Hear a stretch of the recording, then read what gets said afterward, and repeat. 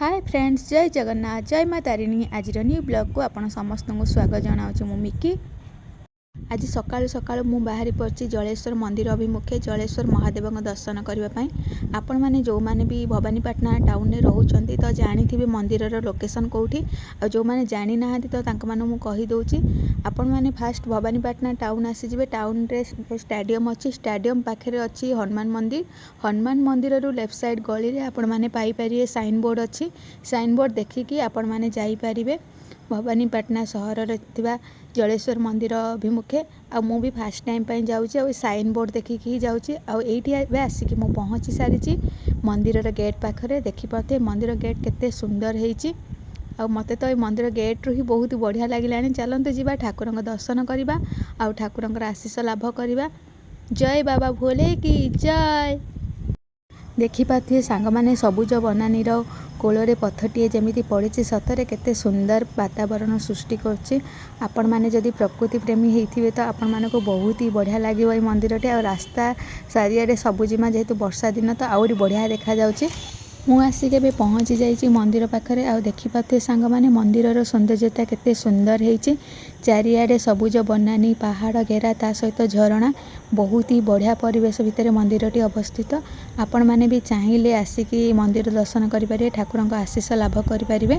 आ देखंतु मंदिर रे एंट्री करू करू ही आपण मानकु बाँ पट साइड देखिपारे ये प्रभु भोलेनाथ एवं माँ पार्वती केते सुंदर मूर्ति ता सहित अछंती नंदी महाराज। तो दर्शन करें।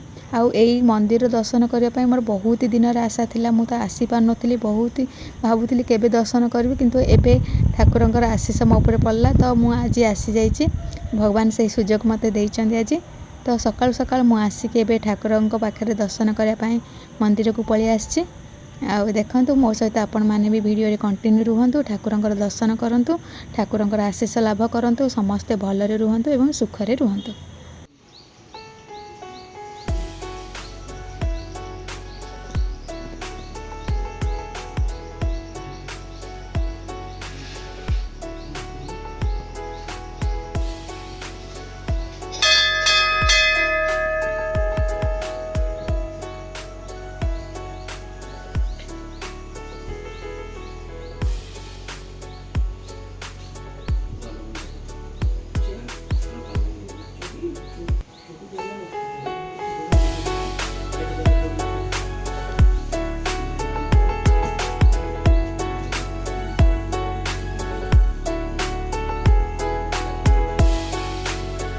देखिपे सांग माने एठी मंदिर रे रुद्राभिषेक पूजार भी आयोजन करा जायचे।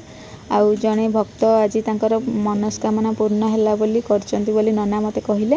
जदि आपण माने भी चाहिबे रुद्राभिषेक करिया पय तो आपण माने ए मंदिर रे रुद्राभिषेक पूजा करि परिबे।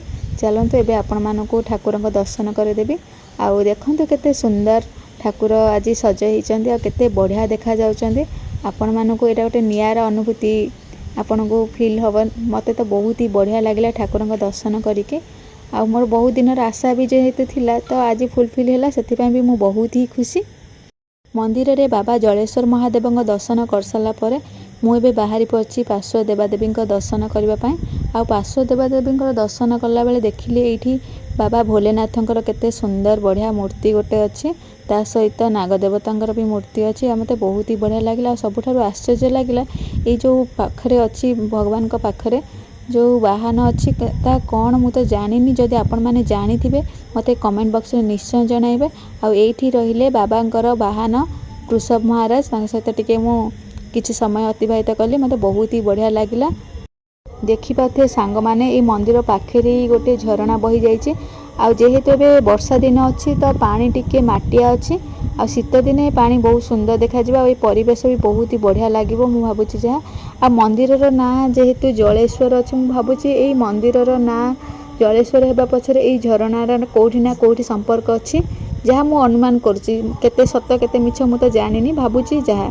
आउ एठी देखंतु केते सुंदर परिवेश। तापर ए पाखरे मंदिर सतरे माने चारिआडे सबुजिमा कोଳରେ एई मंदिरटी अवस्थित। एते माने शांति लागिबो आपण मानकु। आपण माने थरे आसिकी जानि परिबे। मते तो बहुत ही बढ़िया लागिला मंदिरर परिवेश। देखंतु केते बढ़िया परिवेश। आपण माने थरे निश्चय आसंतु आ दर्शन करंतु बाबा भोलेनाथंकर आ आशीष लाभ करंतु।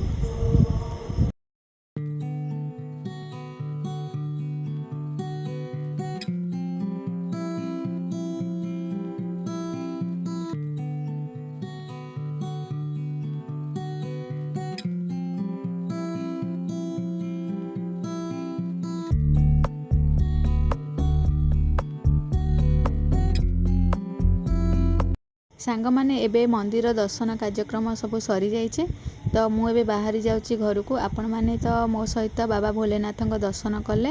ଯଦି ଆଜିର ଭିଡ଼ିଓଟି ଆପଣମାନଙ୍କୁ ଭଲ ଲାଗିଛି ଦେନ୍ ଲାଇକ୍ ସେୟାର ଆଣ୍ଡ କମେଣ୍ଟ କରିବେ।